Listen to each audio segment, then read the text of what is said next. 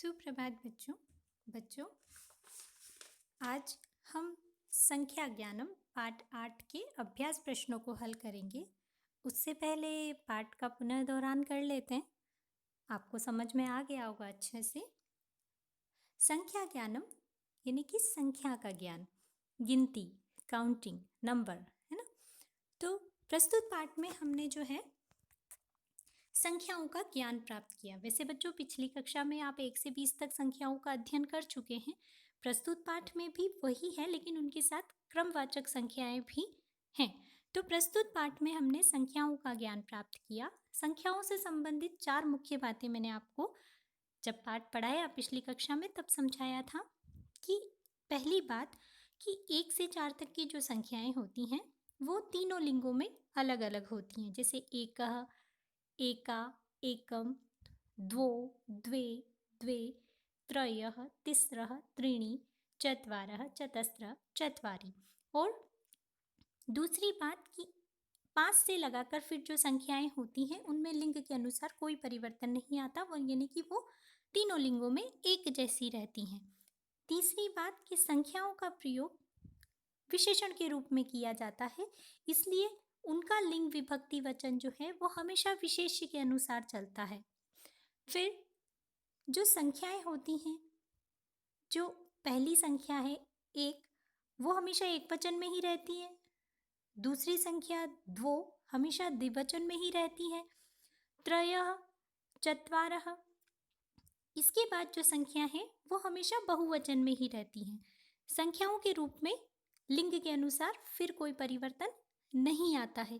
तो ये हमने प्रस्तुत पाठ में सीखा, और प्रस्तुत पाठ के अंदर हमने संख्याओं का वाक्यों में प्रयोग भी अध्ययन किया, और प्रस्तुत पाठ में हमने विद्यालय की विशेषताओं का ज्ञान किया। संख्या का माध्यम से हमने विद्यालय का महत्व ज्ञान किया कि विद्यालय में कितने अध्यापक हैं, कितने कक्ष हैं, किस तल पे कौन सा कक्ष है, कहाँ कक्षाएं चलती हैं, ये सब का अध्ययन हमने जो है प्रस्तुत पाठ के अंदर किया। बच्चों, आज हम अभ्यास प्रश्न हल करेंगे। सबसे पहले प्रश्न संख्या 1 देखते हैं बच्चों। 1 जो कि बहुविकल्पीय प्रश्न है, यानी कि विकल्प से सही उत्तर को चुनकर लिखना है। तो बच्चों देखो, हस्ते रिक्त स्थान अंगुलयः सन्ति। अब बच्चों, अभी मैंने जैसा आपको बताया कि 1 से 4 तक ही लिंग के अनुसार अलग अलग होती हैं, फिर कोई परिवर्तन नहीं आता, इसलिए यहाँ पर क्या आएगा, क वाला ऑप्शन आपका सही होगा। पंच, हस्ते पंच अंगुलयः सन्ति। उसके बाद फिर देखो, अश्वः क्षेत्रे धावति। अश्वः एक वचन दे रखा है, पुल्लिंग है, यानी कि एक संख्यावाची पद का पुल्लिंग का आएगा, तो एकः इसमें सही होगा, है ना। एकः अश्वः, क्यों? क्योंकि यहाँ विशेषण के रूप में प्रयोग में ला रहा है, तो अश्व की विशेषता क्या हो गई, एकः। और अश्व प्रथमा विभक्ति का एक वचन है, तो यहाँ पर भी विभक्ति एक ही आएगी। उसके बाद देखो, वृक्षात् फले, फल नपुंसकलिंग है, 1 से 4 तक लिंग के अनुसार अलग अलग चलती है, तो नपुंसकलिंग में 2 संख्यावाची पद का रूप क्या होगा, द्वे, यानी कि ख वाला ऑप्शन जो है इसमें सही होगा। उसके बाद बच्चों फिर देखो आप, प्रश्न संख्या 1 का ही बहुविकल्पीय का भाग 5, इसमें बच्चों बालिका नृत्यन्ति, बालिका नृत्यन्ति, यानी कि बालिका कौन सा लिंग है, स्त्रीलिंग है, तो स्त्रीलिंग का 1 से 4 तक का रूप क्या होगा, तिस्रः, तिस्रः बालिका नृत्यन्ति, 3 लड़कियां नाच रही हैं। फिर देखो, जनः। अब आप उद्याने शब्द को देखो, उद्याने नपुंसकलिंग है, यहाँ पर हमें विकल्प में कहीं भी नपुंसकलिंग का रूप नहीं दे रखा है, और हमने प्रस्तुत पाठ में सीखा कि एक जो संख्यावाची शब्द होता है वो हमेशा एक वचन में ही रहता है, तो एके अनुचित है, इसमें एकस्य नहीं हो सकता, तो यहाँ पर होगा एकस्मिन, यानी कि क वाला ऑप्शन सही होगा। जना एकस्मिन उद्याने भ्रमन्ति, लोग एक बगीचे में घूम रहे हैं, है ना। तो इस तरीके से जो है प्रश्न संख्या 1 पूर्ण हुआ। अब देखो प्रश्न संख्या 2, निम्न वाक्यों में रंगीन पदों को शुद्ध कीजिए। अब यहाँ पर अशुद्धियां हैं बच्चों, आप देख रहे हो कि रंगीन जो लाल कलर से शब्द लिखे हुए हैं जैसे पहले वाले वाक्य में चत्वारी लिखा हुआ है तो ये अशुद्ध है। अब बच्चों क्यों है अशुद्ध, ये देखो, परिवारे सदस्याः सन्ति, सदस्य पुल्लिंग है ना, सदस्याः नहीं दे रखा है, सदस्य दे रखा है, सदस्य पुल्लिंग है। तो 1 से 4 तक जो संख्याएं होती हैं उनके रूप तो तीनों लिंगों में अलग अलग चलते हैं, यानी कि पुल्लिंग का रूप क्या होता है, चत्वारः। तो यहाँ पर रिक्त स्थान में क्या आ जाएगा, चत्वारः। फिर इसमें देखो बच्चों, दूसरे वाक्य में त्रयः बालिका, बालिका कौन सा लिंग है, स्त्रीलिंग है। 1 से 4 तक की संख्याएं लिंग के अनुसार अलग अलग होती हैं, यानी कि त्रयः पुल्लिंग का है इसलिए अशुद्ध है। तो यहाँ पर क्या आएगा, तिस्रः, तिस्रः बालिका क्रीडन्ति, 3 लड़कियां बगीचे में खेल रही हैं। फिर तीसरे वाक्य में देखो बच्चों, एकस्य, सारिका, सारिका स्त्रीलिंग है और एकस्य जो है वो षष्ठी विभक्ति है, जबकि सारिका शब्द कौन सी विभक्ति है, द्वितीय विभक्ति है। यानी कि यहाँ पर जो रूप आएगा वो क्या आएगा, एकाम आएगा। बच्चों संख्यावाची जो शब्द होते हैं उनके क्रमवाचक जब रूप चलते हैं तो विभक्ति रूप भी बनते हैं। तो यहाँ पर एकस्य के स्थान पर क्या आ जाएगा, एकाम। अहम एकाम सारिकाम पश्यामि, मैं एक सारिका को देख रही हूँ। फिर 4 में देखो, आकाशे द्वो चटके उत्पतः, चटका कौन सा लिंग है बच्चों, स्त्रीलिंग है। चटका मतलब चिड़िया होती है और चटके का द्विवचन का रूप दे रखा है। तो 1 से 4 तक की जो संख्याएं होती हैं वो तो लिंग के अनुसार अलग अलग चलती हैं। तो यहाँ पर द्वो के स्थान पर क्या आ जाएगा बच्चों, द्वे।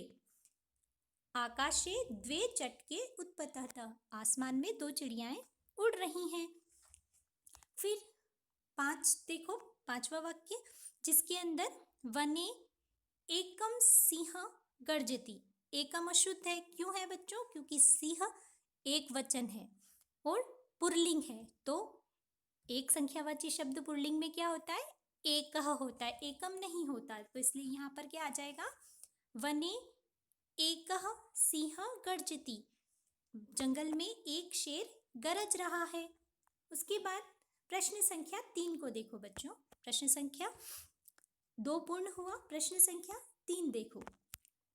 प्रश्न संख्या 3 में आपसे क्या कहा जा रहा है कि उचित संख्यावाचक शब्दों से रिक्त स्थान की पूर्ति कीजिए, यानी कि पीछे संख्यावाची पद दे रखे हैं लेकिन उसका उचित रूप बनाकर फिर रिक्त स्थानों की पूर्ति करनी है आपको।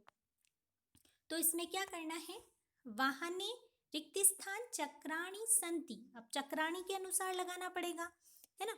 तो चक्राणी कौन सा लिंग है, नपुंसक लिंग। वापस 1 से 4 तक अलग अलग, तो क्या रूप बनेगा, चत्वारी, चत्वारः चतस्रः चत्वारी, नपुंसक लिंग में चत्वारी रूप होता है। तो यहाँ चतुरः का क्या बन जाएगा, चत्वारी, चत्वारी चक्राणी संति, यानी कि पहले रिक्त स्थान में क्या आ जाएगा, चत्वारी।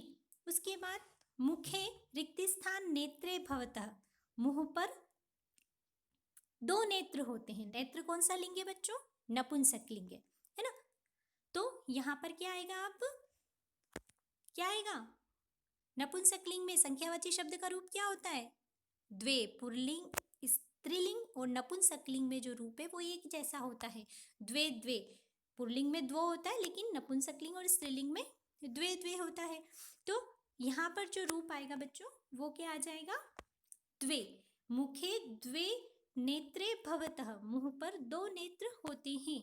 फिर देखो ऋतवः भवन्ति, अब आपको पता है कि 5 के बाद कोई परिवर्तन नहीं आएगा, यानी कि रूप क्या हो जाएगा, ऋतवः षट् भवन्ति, ऋतुएं 6 होती है, मौसम 6 प्रकार के होते हैं हमारे भारत देश के अंदर। फिर सप्ताहे रिक्त स्थान दिनानि भवन्ति, सप्ताह में कितने दिन होते हैं, 7 दिन होते हैं। तो सप्ताह ही रूप रहेगा, कोई परिवर्तन नहीं आएगा 4 के बाद। फिर दशरथस्य पत्नय, पत्नी स्त्रीलिंग है बच्चों, है ना, और आसन, और हमें संख्यावाची पद कौन सा दे रखा है, 3 दे रखा है, यानी कि हमें यहाँ पर जो है रूप लिखना है। तो यहाँ पर क्या हो जाएगा, तिस्रः, 3 का क्या रूप हो जाएगा, 1 से 4 तक अलग अलग होते हैं, त्रयः तिस्रः त्रीणि। तो तिस्रः जो रूप होता है स्त्रीलिंग में होता है, तो पत्नियों के लिए क्या आ जाएगा, तिस्रः, तिस्रः पत्नयः आसीन, राजा दशरथ की 3 रानियां थी या 3 पत्नियां थी। इस तरीके से प्रश्न संख्या 3 भी पूर्ण हुआ बच्चों। अब देखो प्रश्न संख्या 4, यहाँ पर आपको विशेषण का विशेष्य से मेल करना है, सही से मिलाना है। जैसे एक आपको मिला रखा है कि एका जिह्वा, एका जिह्वा, तो द्वे, द्वे को किससे मिलाओगे? नेत्रे। क्यों? क्योंकि दोनों का विभक्ति वचन एक जैसा है। फिर द्वयो, तो द्वयो को किससे मिलाओगे? हस्तयोः, द्वयोः हस्तयोः, विभक्ति भी एक जैसी चल रही है ना, विभक्ति और वचन। फिर उसके बाद आप क्या करोगे? एकस्य को किससे मिलाओगे? मुखस्य, वापस जो मुख दे रखा है उससे मिलाओगे। एकस्य मुखक, वापस इनकी विभक्ति एक जैसी है, षष्ठी विभक्ति है दोनों में ही।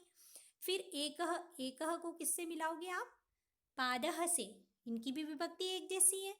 फिर एकस्मात्, तो एकस्मात् को किससे मिलाओगे? गृहात् से, इनकी विभक्ति। बच्चों यहाँ पर जो मैच किया गया है संख्यावाची पदों का, वो उनकी विभक्ति को ध्यान में रखता हुए किया गया है। जैसे एका तो जिह्वा, द्वे नेत्रे, द्वयो हस्तयो। तो आप देखो बच्चों, इनमें जो संक्षिप्त रूप जुड़े हुए विभक्ति के वो दोनों के सेम है, इसलिए हमने उसका मैच किया। फिर एकस्य तो मुखस्य से मैच कर दिया, एकः तो पादः से कर दिया, दोनों में प्रथमा विभक्ति लगी हुई। एकस्मात्, इसमें भी पंचमी विभक्ति और गृहात् में भी पंचमी विभक्ति। तो इस तरीके से ये पूर्ण हुआ। फिर देखो बच्चों, प्रश्न संख्या 5 को देखो आप। प्रश्न संख्या 5 में आपको क्या करना है कि 10वां बालक, प्रश्न संख्या 5 के अंदर आपको जो है क्रमवाची संख्याओं से रिक्त स्थानों की पूर्ति करनी है। निम्नलिखित शब्दांश संस्कृत भाषायाम लिखत, यानी कि यहाँ पर आप देखो बच्चों, पढ़ने से आपको पता चल रहा है कि 10वां बालक यानी कि क्रमवाचिक संख्या है, गिनती नहीं है यहाँ, क्रम वाले तरीका चल रहा है कि बच्चा 10वें नंबर का है ना। तो अब हम जब संस्कृत भाषा बनाएंगे तो जैसे हमारे पाठ, आपने देखा होगा पाठ्य पुस्तिका में जो क्रम चल रहा है, प्रथमः पाठः, है ना। तो यहाँ पर 10वां बालक है, 10वां पाठ, तो अब रूप क्या बन जाएगा? दशमः बालकः। फिर उसके बाद दूसरे में देखो चौथा वृक्ष, तो वापस चतुर्थः वृक्षः। फिर 5वां आदमी वापस क्रमवाचक है, तो पंचमः नरः। पाठ 5 में क्या लिखा हुआ था? पंचमः पाठः, तो पंचम नरः। उसके बाद 7वां पत्ता, तो सप्तमम पत्रम। 9वां घोड़ा, नवमः अश्वः। बच्चों देखो पीछे जो रूप है ना वो सारे एक ही चल रहे हैं, आपने ध्यान दिया होगा, क्योंकि क्रम से हमें पता चल गया कि संख्या कितनी है, इसने हमने अश्वाह या बहुवचन का रूप नहीं किया, क्योंकि विशेषण से पता चल रहा है। तो इसलिए यहाँ पर 9वां घोड़ा, तो नवमः अश्वः। पहली कन्या, तो प्रथमा कन्या। तीसरी गेंद, त्रयम कंदुकम। छठा आदमी, षष्ठः नरः। दूसरी पंक्ति, द्वितीया पंक्ति। 8वां घर, अष्टमम ग्रहम। तो इस तरीके से क्रमवाचक शब्दों से पूर्ण आपको रिक्त स्थानों की पूर्ति करनी थी। ये अभ्यास प्रश्न पूर्ण हुए बच्चों, और अब जो पीडीएफ है उस पीडीएफ से आपको जो है उत्तर की पूर्ति पुस्तक के अंदर ही करनी है देखकर। और इसी के साथ हमारा प्रस्तुत पाठ जो है पूर्ण हुआ। Thank you.